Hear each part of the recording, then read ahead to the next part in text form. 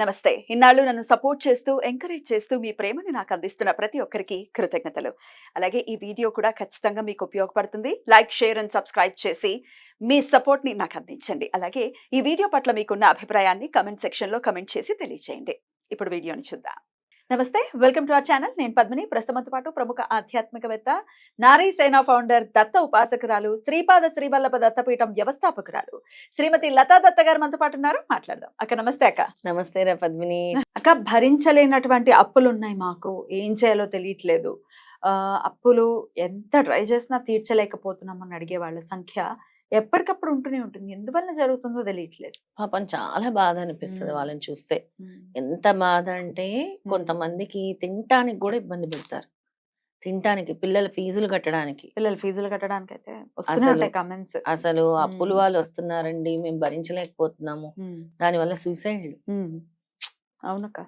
ఇప్పుడు సెన్సిటివ్ వాళ్ళు ఉంటారు, ఏం చేస్తారు, పిల్లలకి విషం ఇచ్చేయటం, వాళ్ళు కూడా ఇదైపోవటం. చాలా ఘోరమైన డెసిషన్స్ అవి మాత్రం. చాలా రెసిషన్స్. అసలు రెసిషన్ పీరియడ్ లో ఇలాంటి డెసిషన్స్, అదే డెసిషన్స్ చాలా డేంజర్ గా తీసుకోవటము. అసలు చావు ఒకటే సొల్యూషన్ అనుకుంటే ఎవరు బ్రతకరు అసలు కదా. సమస్య లేనివాడంటే ఎవడు ఉండడు. ఖచ్చితంగా సమస్య. భగవంతుడు చెప్తాడు, సమస్య అనేది కర్మ. నువ్వు అనుభవిస్తున్న ఏదైతే సమస్య ఉంటుందో అది కర్మ. ఆ కర్మని తట్టుకునే శక్తి ఇమ్మని భగవంతుడిని ప్రార్థించారు. అసలు అందరికీ చెప్తాను నేను, మీకు ఈ సమస్యలు వచ్చినప్పుడు భగవంతుడిని శరణ వేయండి. ఎలా పోతుందమ్మా ఈ కర్మ అంటారు. సద్గురు సేవ వల్ల పోతుంది అంటాను నేను. సద్గురు సేవ అంటే ఏంటమ్మా అంటారు. సద్గురుకి ఏం కావాలి? ఆయన దగ్గర శుభ్రం చేయటము, ఆయన మెడలో దండలు వేయటము, ఆయన తుడవటము, కాళ్ళ దగ్గర తుడవటము, అవి ఇలాంటివి సద్గురు సేవ. ఏం చేస్తారు? ఇలాంటివి చేయగలం కదా, ఖర్చు లేనివి. అక్కడ అన్నదానం అవుతూ ఉంటుంది.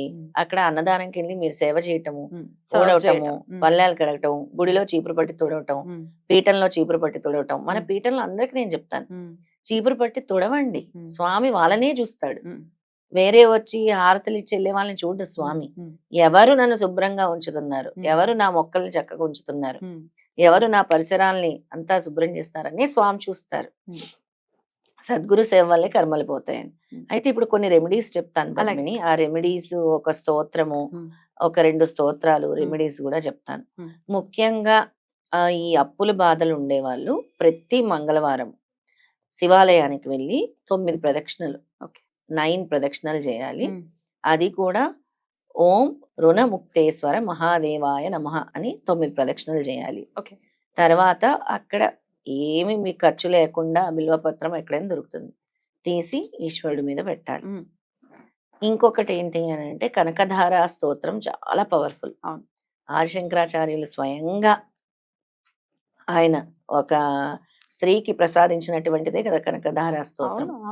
ఈ కనకధార స్తోత్రము నమ్మకంతో ప్రతిరోజు 21 రోజులు భగవంతుడి దగ్గర కూర్చొని దీపం వెలిగించుకొని తేనె నైవేద్యంగా పెట్టి, లక్ష్మీ అమ్మవారి దగ్గర తేనె నైవేద్యంగా పెట్టి ఈ కనకధార స్తోత్రాన్ని ఉదయం ఒకసారి, మధ్యాహ్నం ఒకసారి, సాయంత్రం ఒకసారి, రోజుకు 3 సార్లు పట్టించాలి. 21 days. 100% నీకు ఏదో ఒక రూపంలో ధనం వస్తుంది. ఏదో ఒక రూపంలో. ఈ అప్పుల బాధ నుంచి ముందు నువ్వు బయటపడాలంటే ఏదో ఒక రూపంలో స్వామి నిన్ను అనుగ్రహిస్తాడు. తర్వాత నీ కర్మ ఎక్కువ ఉందనుకో, గోవుకి నానపెట్టిన కందిపప్పు, బెల్లము మంగళవారాల రోజే తినిపించాలి. నానపెట్టిన కందిపప్పు, బెల్లం ఒక 5 మంగళవారాలు వెళ్ళి గోవు దగ్గరికి వెళ్ళి ఈ విధంగా చేయాలి. మన కర్మలు పోవడానికి రకరకాల రెమెడీస్ చెప్తూ ఉంటారు. వ్రతం వల్ల, హోమం వల్ల, ధ్యానం వల్ల, మంత్రం వల్ల, గోసేవ వల్ల. అలా గోవుకు కూడా మనం వెళ్ళి పెట్టాల్సి ఉంటుంది. తర్వాత మారేడు దళం తీసుకొని తేనెలో 5 మారేడు దళాలు తేనెలో ముంచి చీమలకు ఆహారంగా వేయండి. ఏదైనా వృక్షాల దగ్గర పెట్టేస్తే చక్కగా తులసికోట దగ్గర పెట్టేయండి. ఇంకెక్కడో అవసరం లేదు. మీ ఇంటి బయట తులసికోట ఉంటుంది కదా, చక్కగా నల్ల చీమలు వచ్చి తింటే, ఎప్పుడైతే నల్ల చీమలు వచ్చి తింటాయో మనకి లక్ష్మీదేవి వచ్చినట్టే. అవును, నల్ల చీమలు చాలా ఆస్పిషియస్ అన్నట్టు. చాలా చాలా ఆస్పిషియస్. ఈ విధంగా చేయాలి పద్మిని. తొందరగా బయటపడడానికి చెప్తున్నాను. అతి శీఘ్రంగా మాకు 1 నెల లోపలే అనుకున్న వాళ్ళకి ఈ కనకధార స్తోత్రం పట్టుకోవటం వల్ల చక్కటి ఆస్పిషియస్నెస్ వస్తుంది. అంటే సుఖం, సంతోషం, అలాగే వెల్త్ వస్తుంది, ప్రాస్పరిటీ వస్తుంది, ధనం నడుచుకుంటూ వస్తుంది. రైట్ అలా. రైట్. అసలు కనకధార స్తోత్రం వింటుంటే కూడా చాలా ప్లెజెంట్ ఫీలింగ్ ఉంటుంది. చాలా అంగం చాలా. హరే హే అని మొదలయ్యేటటువంటి ఆ స్తోత్రం. అందులో ఎంఎస్ సుబ్బలక్ష్మి గారు నిజంగా మహాతల్లి, నిజంగా భారతరత్న అంటే భారతరత్నే. అవును. ఒకవేళ రాకపోతే మీరు చదవటం ఫస్ట్ శ్రవణం చేయండి, అవును, శ్రవణం ఇంట్లో చేస్తే easy గా పెట్టుకోండి. వచ్చేస్తుంది. ఉదయం, మధ్యాహ్నం, సాయంత్రం, దాని వల్ల కూడా అంతటి ఫలితమే. ఏదైనా మనం ఇప్పుడు సత్యనారాయణ స్వామి వ్రతానికి వెళ్తాము, అవును, వెళ్ళిన కథలు వాళ్ళకి వింటే కూడా కథలు వింటే కూడా అదే ఫలితం కదా. అవును. అలా మీరు చేయలేకపోతే, ఉమ్. అంటే నేను చదవలేను ఇప్పుడు నేను ఉండే పరిస్థితుల్లో, ఉమ్. అసలు నాకు మైండే పనిచేయట్లేదు అని కూడా ఉంటారు ఈ ఉమ్. అప్పుల బాధల్లో. ఉమ్. వాళ్ళకి ఇది ఒక సొల్యూషన్. రైట్. తప్పకుండా ఇలా తప్పకుండా. ఈ విధంగా చేసుకోవటం వల్ల ఉమ్. తొందరగా, ఉమ్. అతి శీఘ్రంగా ఉమ్. భరించలేని అప్పుల బాధలో నుంచి ఉమ్. బయటపడతారు. రైట్. అయితే కనకధార స్తోత్రం ఎన్నిసార్లు చదవాలక్క? కనకధార స్తోత్రం 3 సార్లు చదవాలి పద్మిని. ఉదయం, అలాగా, మధ్యాహ్నం, పూటకోసారి. సాయంత్రం, ఉమ్. 21 days ఉమ్. ఇలా చదవాలి. ఉమ్. ఇప్పుడు ఉదయము, సాయంత్రము దీపం పెట్టుకోండి, ఉమ్. మధ్యాహ్నం అవసరం లేదు, ఉమ్. దేవుడి ముందు కూర్చొని చదవండి. చదివేసుకోవచ్చు. తేనె నైవేద్యంగా పెట్టుకోండి, మేము ఆఫీసుల్లో ఉన్నాము అని అనుకుంటే ఒక 5 నిమిషాలు గ్యాప్ తీసుకొని చదివేసుకోవచ్చు. ఇబ్బంది చదివేసుకోవచ్చు. ఏం లేదు. ఎక్కడ లేరు స్వామి, ఎక్కడ లేడు కదా. అన్ని చోట్ల నేనే ఉన్నాను అంతే కదా. ఇంకోటి కూడా పద్మిని, ఇప్పుడు ఇలాంటి భరించలేని అప్పులు ఉన్నప్పుడు కూడా రోజు ఒక 41 days మండల దీక్ష అని ఉమ్. పెట్టుకొని, ఉమ్. ప్రదోష కాలంలో ఆఫీసుల నుంచి వచ్చిన తర్వాత సాయంత్రం, ఒకవేళ ఇది చేయలేకపోతే ఇంకో రెమెడీ చెప్తున్నాను. ఆ. ప్రతిరోజు సాయంత్రం ఈశ్వరాలయంకి వెళ్ళి 41 days ఏం రాకపోతే అక్కడ కూర్చొని ఓం నమ శివాయ, ఓం నమ శివాయ అనుకుంటూ చెంబుడు నీళ్ళు పోయండి. ఉమ్. 41 days చేయండి. ఉమ్. మీ బ్రతుకు మారకపోతే నన్ను అడగండి అంతే. మీ లైఫ్ చేంజ్ అవ్వకపోతే అడగండి. బ్యూటిఫుల్ అక్క, చాలా అద్భుతంగా వివరించారు. ఖచ్చితంగా ఇవి చేసుకుని అండ్ సిస్టమేటిక్ గా లైఫ్ ని కూడా లీడ్ చేయాలి. డబ్బులు ఉన్నాయి కదా, లేకపోతే వచ్చేస్తున్నాయి కదా అని ఈఎంఐలు పెట్టేసుకుని తర్వాత ఇబ్బంది పడిపోయి ప్లాన్డ్ గా లేకుండా. అదే తెలీదు, లక్ష్మీదేవిని పట్టుకోవాలి. నీ దగ్గర పట్టుకోవాలి. 10,000 ఉన్నాయి అనుకో, ఆ, నీ దగ్గర 10,000 ఉన్నాయి, 1,000 రూపాయలు నీవు కాదనుకో, ఉమ్. ఆ దాచుకో. 10,000లోనే 1,000 నీకు రాలేదనుకో, ఉమ్.